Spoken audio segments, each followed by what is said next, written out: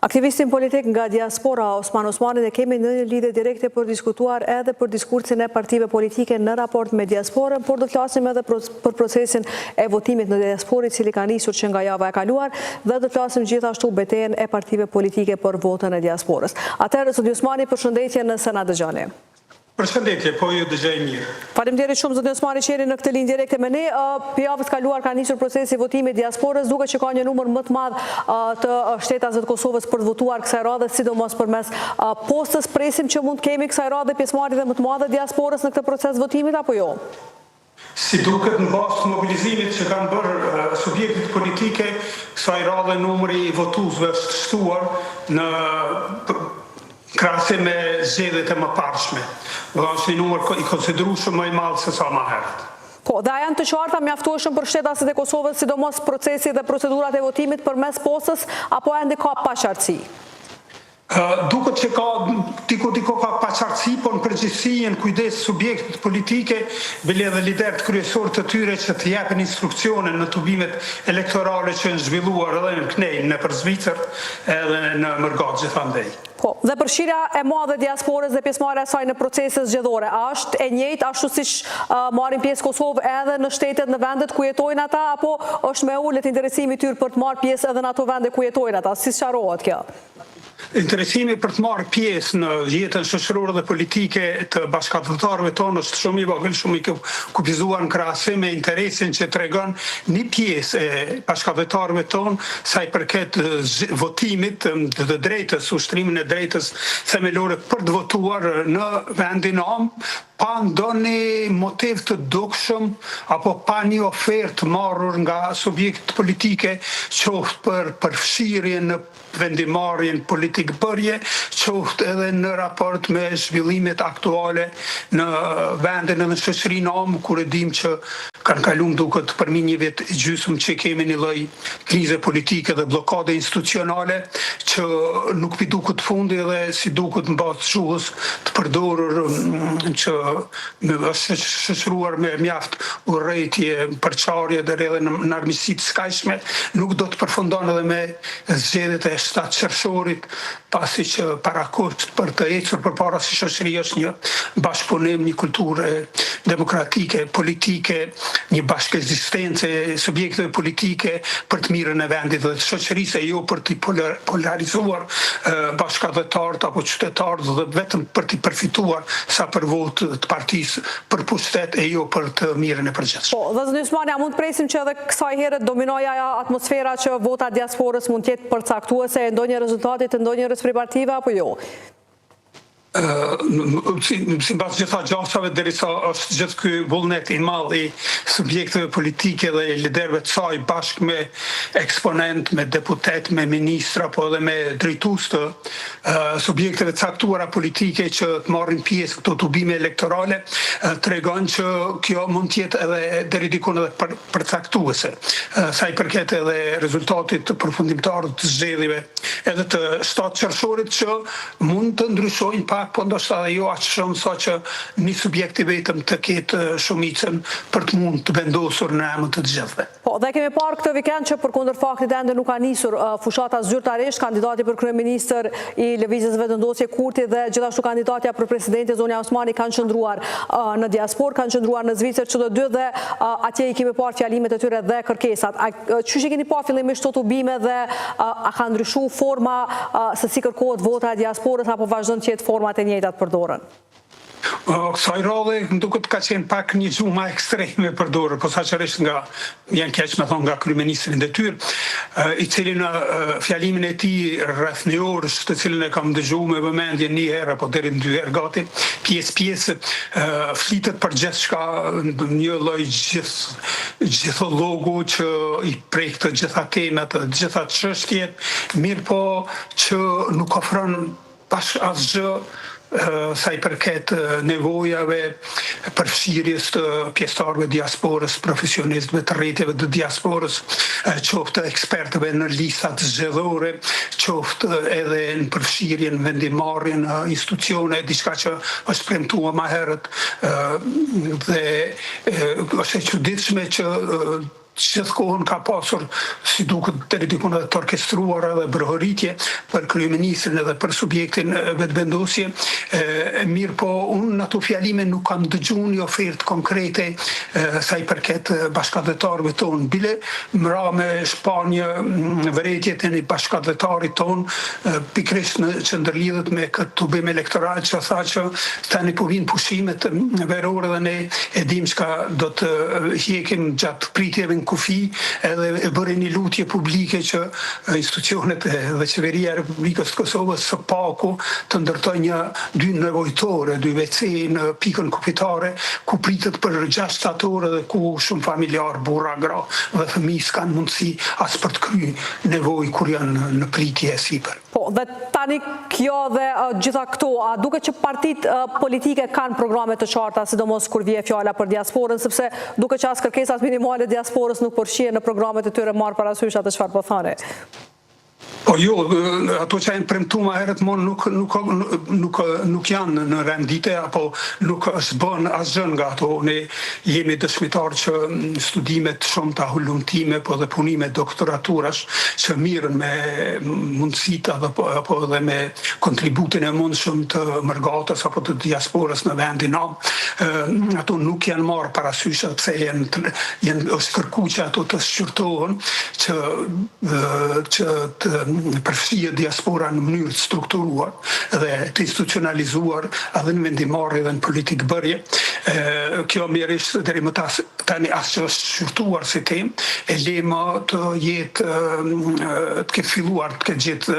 zbatim dikon. Edhe më tutje ndodhë e njëjti problem që bashkëdhetarët tonë apo margata jonë reduktohet në votë edhe në remitencë, mirë po ky i gjithë kapitali saj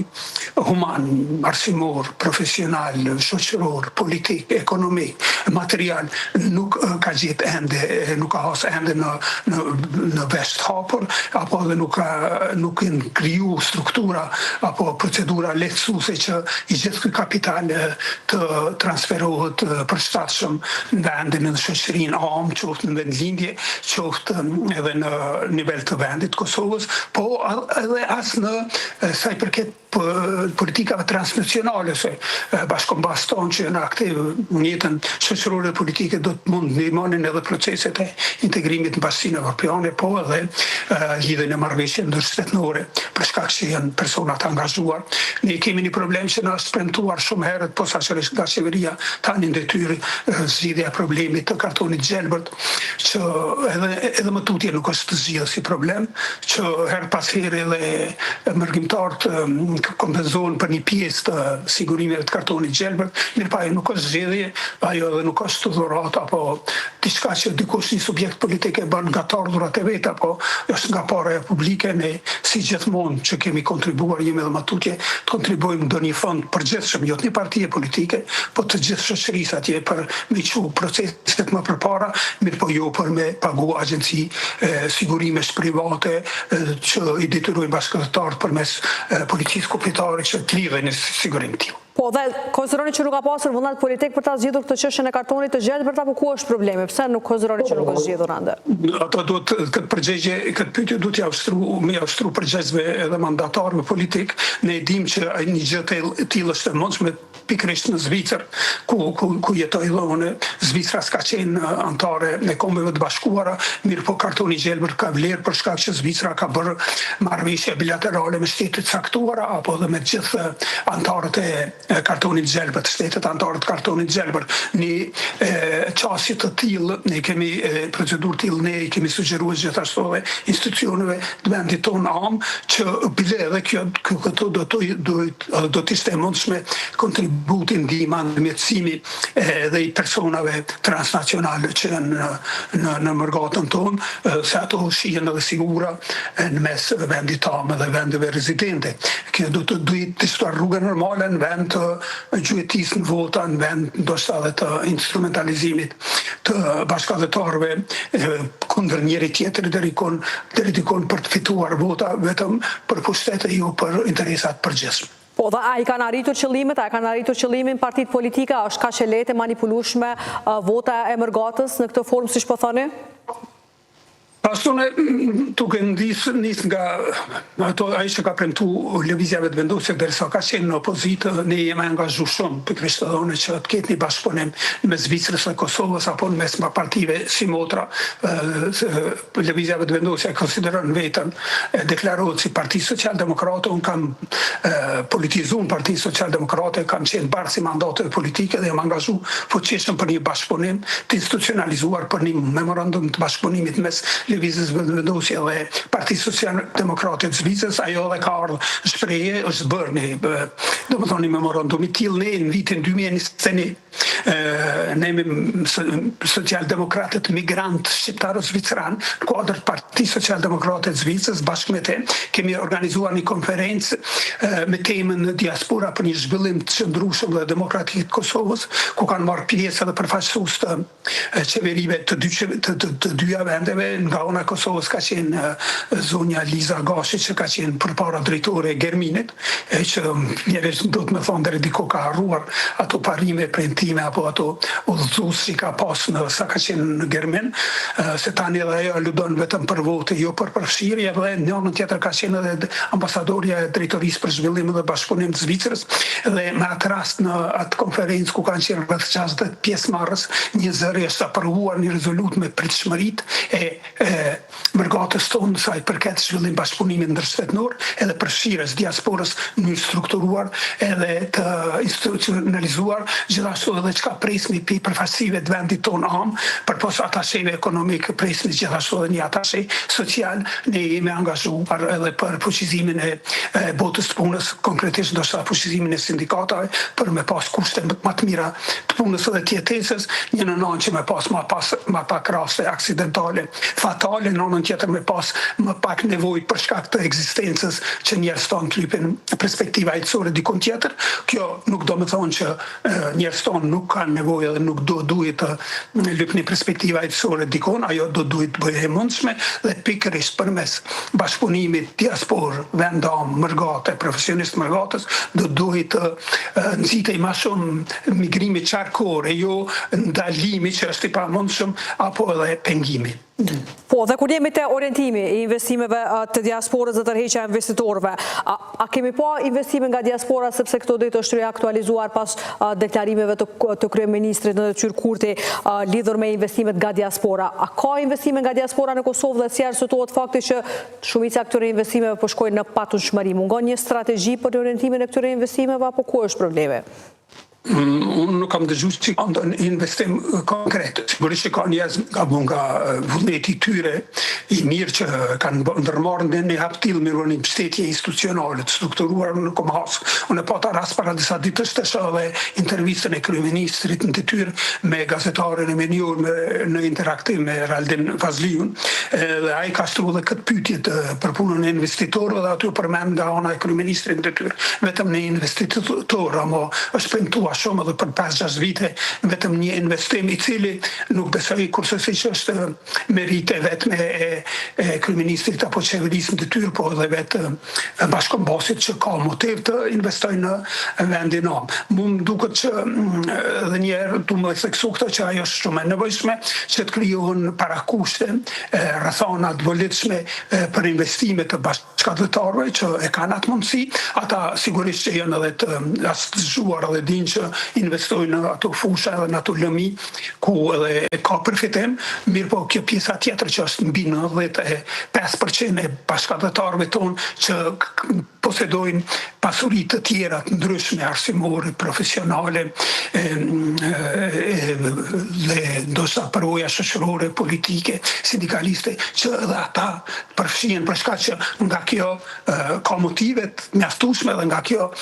do të përfitonte shumë shoqëria am, edhe të njëjtën kohë ajo që du me theksu edhe një herë që ne presmi që liderët e partive politike, posaçërisht mandatarët, mbartësit e funksioneve politike në vendin am, qoftë ekzekutivit, legjislativit, që të apelojnë më shumë, ndihmojnë më shumë strukturimin dhe organizimin, faktorizimin dhe fuqizimin e komunitetit tonë për të realizuar drejtat e tyre në vendit ku jetojnë. dhe që normalisht përmes kësaj tani do të ishin edhe më të bëjshëm qoftë për vendlindjet e tyre, qoftë edhe për gjithë shoqërinë edhe gjithë vendin. Po, dhe kur jemi te investimet, ku do duhet të ndodhin këto lehtësirat, sidomos për prurjen e investimeve tuaja nga bashkëdhetarët tanë në Kosovë? Konsideroni tek akciza, tek të tjera që ndihmojnë ndoshta investitorin, dhe a ka aktualisht klim Kosovë dhe a ka gatishmëri të shtetasve mërgjimtarëve tanë që të investojnë në Kosovë? Tani duke u nis nga fakti që ne kemi përmi një vjet e gjysmë një krizë institucionale, një blokadë institucionale politike, kjo është parakushti ndoshta i parë që ndalon shumë investitor, qoftë ata bashkombas tonë, qoftë edhe të tjerë që kanë një dëshirë, një vullnet apo një interes të investojë aty. Parakusht për investime është gjithmonë stabiliteti ekonomik edhe parakushte tjera infrastrukturore, puna rrymës është gjithashtu një problem, se di sa lunë rola për një industri të mesme apo edhe të madhe, për atë të vogël ndoshta nuk është shumë problem, mirë po për ndërmarrësi të madhe apo të mesme, ndalja e rrymës mund të shkaktojë humbje marramense që nuk mund të merr veten një investitor i caktuar. Kështu që mas pari korniza ligjore nuk është avancuar në të drejtim infrastruktura, sigurisht, po dhe siguria e përgjithshme që ka të bëjë edhe me klimën politike, me klimën polarizuese, me gjuhën e urrëties përçarëse, po deri dhe armiqësisë kaqshme që po i bën gjithkend të pasigurt. Po, dhe e përmendët gjithashtu që mungon edhe përfshirja e diasporës në kulturë, në arsim, në fusha të tjera. Aktualisht, a kemi qendra kulturore për shembull në vendin ku gjenden ju, por edhe në shtetet përreth, a ka ndihmuar shteti në këtë aspekt për hapjen e qendrave kulturore, pastaj përfshirja e diasporës në diplomaci e përmendët gjithashtu është problematike? Ne kemi një traditë gati gjithë shekullore, jo gati, po gjithë shekullore, s'paku, ndoshta e ma shumë, të organizimit komunitar, kulturor, arsimor, obvetar, që në ndërkohë me gjeneratën etikore e politik, me gjeneratën e dytë e tretë ka avancuar dhe në grupe caktuara profesionale, me të arriturat individuale në fushat të ndryshme jetësore. Dhe këtu do të duhi që institucionet e shtetit amë të ndihmonin edhe përmes përfaqësive politike që të ndodhë rrjedhësimi, që të ndodhë një përfshirje, një përfshirje përbashkët për ta fuqizuar, për ta strukturuar dhe fuqizuar rrjetet e diasporës, si për të realizuar të drejtat e tyre në vendin rezident, njëkohësisht edhe për të transferuar apo për të kontribuar në fushat e caktuara dhe në vendin amë. Kjo mjerisht nuk ka ndodhur. Qendrat kulturore janë të nevojshme, po janë nevojshme posaçërisht në ato vende ku diaspora jonë nuk ka pas mundësi, qoftë për arsye sistemore, qoftë për arsye tjera të organizohen. Ne kemi rastin e Turqisë ku është e nevojshme, ndoshta edhe shqiptarët në Egjipt, kemi një model krejt tjetër, një rast krejt tjetër e kemi të arbreshve të Italisë, Kalabrisë, Sicilisë, që janë të organizuar në mënyrë shembullore sa i përket aspektet komunitar apo bashkia që do të mund të na shërbente si model edhe Kosovës edhe Shqipërisë për organizimin edhe të diasporave tona. Kjo nuk ndodh, flitet që thuhet, pretendohet që përgata jonë, bashkëdhetarët tonë janë të integruar mirë në vendet e Bashkisë Evropiane edhe në Zvicër. Unë mund të them këtë që janë shenuar të arriturat shumëta individuale, personale, të individëve të caktuar, mirë po sa i përket organizimit komunitar, bashkiak, fuqizimit, faktorizimit të komunitetit shqiptar në përvendet caktuara që janë qendra jetesës të qoftë në Bashkinë Evropiane, qoftë në Zvicër, aty asaj jemi shumë larg. Bile, unë mund të them që organizimi komunitar, kulturor, arsimor, po dhe kombëtar ka degraduar në organizime ndoshta që përqojnë një identitet edhe përkatësi të rreme të komunitetit shqiptar të Kosovës, duke pas parasysh që pikërisht mungon kjo qasja e shtetit laik, mbështetjen e strukturave të mirëfillta komunitare bashkiake të mërgatës tonë në përvendet të saktuara. Dhe zëni Osmani, gjithashtu mungon dora shtetit edhe kur vjen fjala të arsimit, sepse kurtin e pam gjatë vikendit që pati takimet me mërgatën, tha forma më e lartë e patriotizmit është arsimi, por duke që ishte më shumë për efekt elektoral, sepse çka është bërë për arsimin dhe ruajtjen e gjuhës shqipe në diasporë? Është bërë shumë pak, kjo është një temë në veti që kërkon një diskutim, një debat bëjgit gjërë. Unë vetë kam qenë në rrjedha në procesit të mësimit të plotësues në gjuhën shqipe për fëmijët e bashkëkombëtarëve tonë, bile ne në kantonin e Schaffhausenit Asokuj përmes bashkisë shqiptare Schaffhausen me rrethine kemi pas integru mësimin plotësues edhe në institucionet kantonale të shkollës. Mësuesit e gjuhës shqipe janë evidentuar dhe paguar nga enti arsimor i kantonit aso kohë, qysh në atë kohë qeveria e përkohshme ndoshta duke u nisur nga interesat e ngushta të individëve që kanë dashur që mësimi plotësues të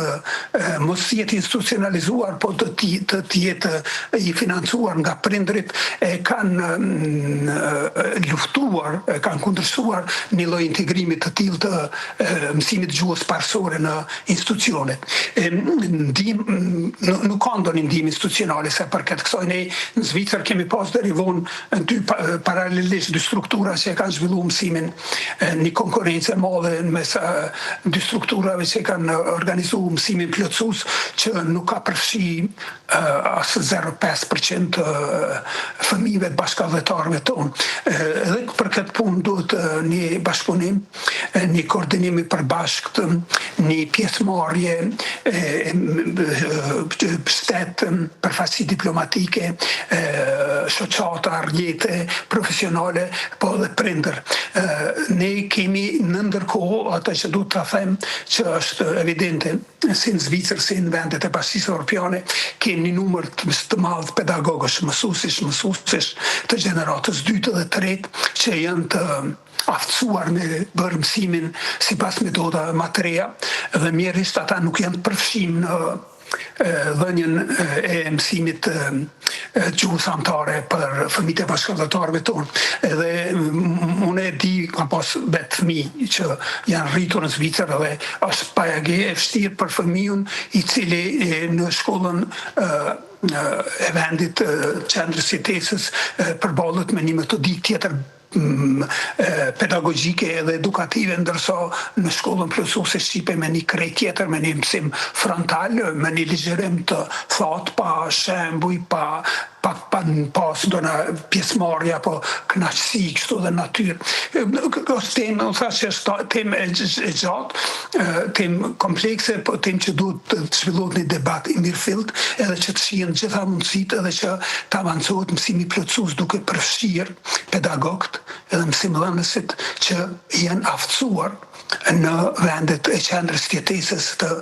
bashkëdhetarëve tonë apo të mërgatës tonë, se vetëm kështu ata mund të mësojnë dhe të plotësojnë njohuritë e tyre si ato që marrin nga shkolla e rregullt detyrueshme në vendet ku janë, gjithashtu edhe nga shkolla dhe sistemi arsimor, kultura, tradita dhe gjuha e vendit tonë. Qëllimi do duhet ishte që në gjithë të orientohemi ka të arriturat e shoqërisë njerëzore për një perspektivë më të mirë jetësore për të gjithë, pa përjashtim e pa diskriminim, e jo ndoshta nga e kaluara mizore apo edhe mesjetare, erët mesjetare. Po, të zoti Osmani, krejt në fund, duke që edhe kjo çështja e arsimit, po edhe çështje tjera të cilat i ngritet, duke që diaspora ka kërkesa të qarta për qeveritë e ardhshme, por që partitë nuk i adresojnë si duhet kërkesat e tyre, apo thjesht vetëm kur kërkohet, kur është koha e zgjedhjeve u kujtohet për diasporën, apo çfarë?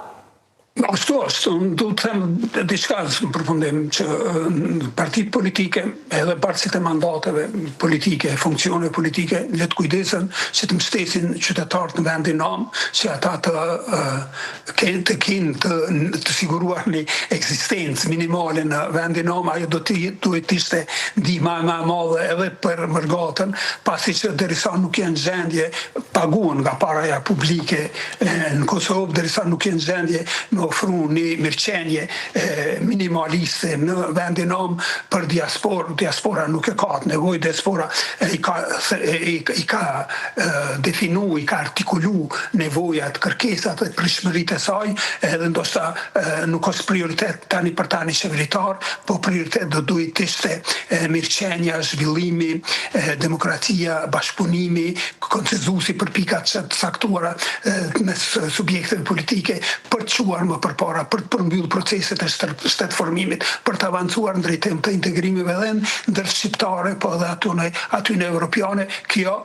do të hapte rrugë ndoshta tani edhe për një përfshirje të mirëfillt, edhe serioze, edhe të rrjeteve profesionale, rrjeteve kulturore të mërgatës tonë. Po, atëherë zoti Osmani, faleminderit që ishi sot në këtë lindje direkte për diskutuar për këtë çështje ne. Ju faleminderit edhe juve për mundësinë. Faleminderit shumë. Kishim në këtë lidhje direkte Osman Osmani, aktivist politik në diasporë, me cilin diskutuam për rëndësinë e votës së diasporës dhe krejt në fund të këtij edicioni sjellim zhvillime ndërkombëtare dhe me këto zhvillime ne përmbyllim këtë edicion. Këto kanë qenë të gjitha informacionet, ndërsa unë juftoj të vazhdoni që ndroni me programet tona.